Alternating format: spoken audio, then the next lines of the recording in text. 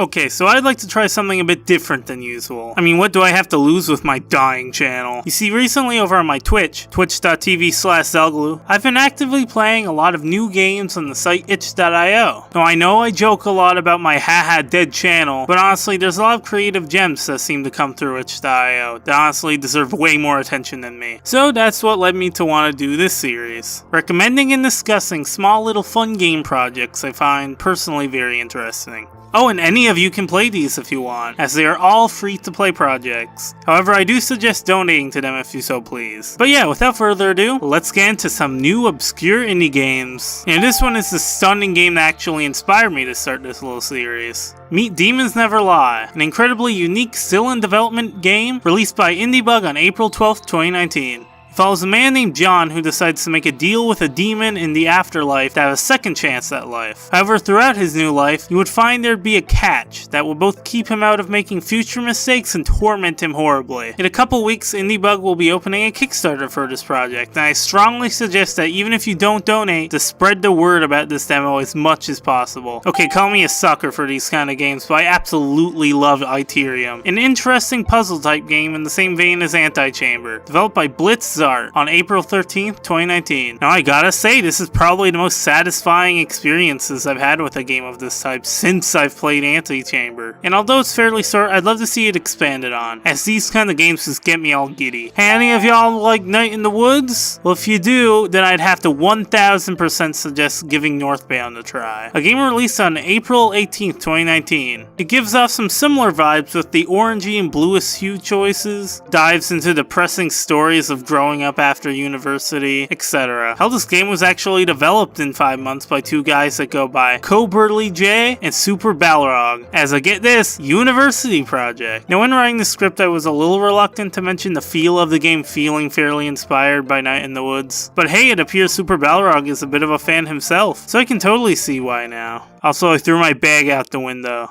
Last but not least, we got a little puzzle game by the name of Beep, developed by Drowning Studios and released on April 19th, 2019. A really stylistic and fun puzzle game about an alien sphere crash landing on a planet of squares. It's short, sweet, and I absolutely love the color choices. I may be a bit of a nostalgic weirdo, but I can't help to find this game striking a bit of a Glover feeling with me. Regardless of your thoughts on Glover though, you should most certainly play this. So yeah, I'll link to all the itch.io pages in the description. I strongly suggest giving them all a play.